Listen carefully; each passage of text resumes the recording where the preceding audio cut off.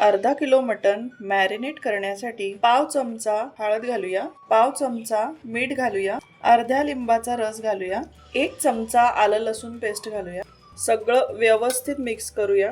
कमीत कमी 3 ते 4 तास आपण फ्रीज मध्ये झाकण बंद करून ह्याला मॅरिनेट करायला ठेवूया.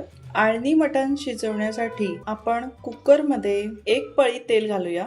गॅसची फ्लेम मीडियम वर ठेवलेली आहे. तेल तापलं की यामध्ये आपण 3 लवंगा, 3 ते 4 काळ्या मिऱ्या, 1 ते 1.5 इंच दालचिनी, 2 ते 3 तमालपत्र 1 मिनिट परतवून घेऊया. यामध्ये एक बारीक चिरलेला कांदा घालूया. लालसर रंग येईपर्यंत कांदा आपण परतवून घेऊया. यामध्ये 2 हिरव्या वेलचीचे दाणे घालूया. अर्धा चमचा आलं लसूण पेस्ट घालूया. सगळं व्यवस्थित मिक्स करूया. यामध्ये पाव चमचा हळद घालू. चवीनुसार थोडंसं मीठ घालू. आता आपण मॅरिनेट केलेलं मटण आहे ते यामध्ये घालूया. कुकरमध्ये आपण 1 लिटर गरम पाणी घालणार आहोत. व्यवस्थित हलवून घेऊया. कुकरचं झाकण आपण बंद करूयात आणि कुकरला 4 ते 5 शिट्ट्या देऊन मटण शिजवून घेऊया. कुकरच्या 4 ते 5 शिट्ट्या झालेल्या आहे. मटण छान शिजलेलं आहे.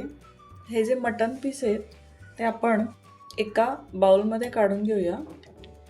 उरलेल्या ज्या मटण स्टॉक म्हणजे आळणी पाणी आहे त्याचा आपण आळणी भात बनवणार आहोत. त्याच्यासाठी सगळे पीसेस आपण बाहेर काढून घेऊया.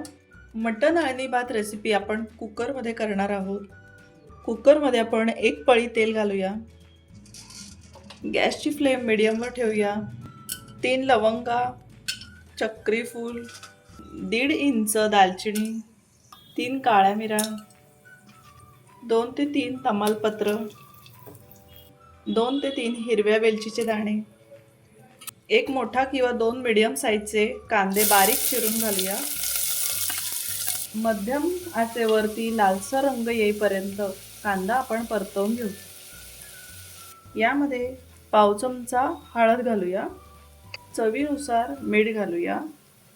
यामध्ये 2 चमचे खोबरं, कोथिंबीर, आलं लसणाचा मसाला घालूया. मसाला छान भाजला गेलेला आहे. यामध्ये 2.5 वाटी इतका भिजवलेला इंद्रायणी तांदूळ घालूया. 2.5 कप इंद्रायणी तांदळाला आपण 4.5 कप मटणचा स्टॉक घातलेला आहे. 1 चमचा देशी गाईचं तूप घालूया. कुकरला आपण 2 शिट्ट्या देऊया. 2 शिट्ट्या झालेल्या आहे. खूप छान असा गरमागरम मटण आळणी भात सर्विंगसाठी रेडी आहे.